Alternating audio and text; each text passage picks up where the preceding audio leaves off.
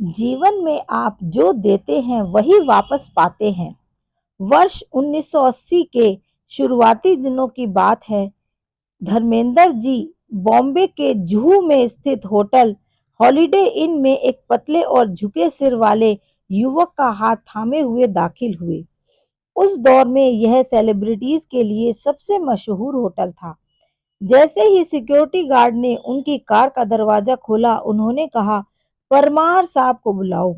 आज 86 वर्ष के चंडीगढ़ निवासी बलजीत परमार उस वक्त होटल के चीफ सिक्योरिटी ऑफिसर थे। परमार दौड़ते आए। पिता ने बेटे का हाथ पकड़े हुए ही कहा, यार बलजीत, यह मेरा बेटा है। इसने लंदन स्कूल ऑफ ड्रामा से पढ़ाई पूरी की है। मैं चाहता हूँ कि यह आपके जिम में थोड़े मसल्स बनाए। जरा मदद करो। फिर उन्होंने इशारे से परमार को करीब बुलाया और धीरे से पंजाबी और फिर हिंदी में उनके कान में फुसफुसाया, उसने सोनी कुनियों से बचाओ, लड़कियां तंग करेंगी। परमार मुस्कुराए और भरोसा दिलाया कि जब भी बेटा होटल के हेल्थ क्लब में होगा, वे खुद उसकी देखभाल करेंगे। 6 महीने बीत गए, लेकिन बेटा पिता की उम्मीद के अनुसार शरीर नहीं बना पाया। ऐसे कितने पिता होंगे जो घर के प्रवेश द्वार पर ही बने अपने मुख्य ड्राइंग रूम को पूरी तरह तोड़कर उसे छोटे कुश्ती के अखाड़े जैसा बना दें। उन्होंने पंजाब से अपने भरोसेमंद दोस्तों और अन्य लोगों को बुलाया और बेटे की मस्कुलर बॉडी बनाने का काम शुरू किया।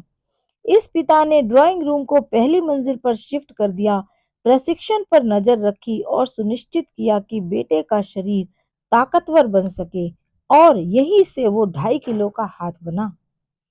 फिर वे फिर वे यही नहीं रुके। उन्होंने बेटे को बतौर हीरो लेकर 1983 में फिल्म भी बनाई। जबकि वे खुद उस दौर के सुपर हीरो थे, वे बेताबी से उसकी सफलता का इंतजार करने लगे।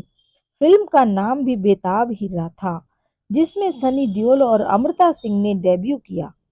यह फिल्म न केवल व्यावसायिक तौर पर बेहद सफल रही, बल्कि आर डी बर्मन द्वारा कंपोज्ड इसका म्यूजिक भी बहुत हिट हुआ और इसी फिल्म ने सन्नी को रातों रात सितारा बना दिया। उन्हें फिल्म फेयर बेस्ट एक्टर के लिए नामित किया गया। हालांकि अवार्ड नहीं मिला, लेकिन जल्द ही 1990 में घायल के लिए उन्होंने यह अवार्ड जीता। इस उपलब्धि ने पिता का सिर गर्व से ऊंचा कर दिया, क्योंकि 24 नवंबर 2025 को इस दुनिया को अलविदा कहने तक खुद उन पिता को यह अवार्ड नहीं मिल पाया था। एक पिता के तौर पर धर्मेंद्र के इस समर्पण से प्रभावित होकर बीते 46 वर्षों से मेरे मित्र रहे बलजीत परमार ने भी अपने पहले बेटे का नाम सन्नी रखा। वे इंडस्ट्री के सबसे मेहमान नवाज व्यक्ति थे। पंजाब के लोग अक्सर उनके घर आते रहते थे और कोई भी बिना कुछ खाए वापस नहीं लौटता। यह लस्सी, समोसा, दूध, रसगुल्ला कुछ भी हो सकता था। कोई नहीं जानता कि कैसे उनकी रसोई में हमेशा हर उम्र के लोगों के लिए कुछ न कुछ मौजूद रहता था। यहाँ तक कि बच्चों के लिए पॉपकॉर्न तक रहते थे।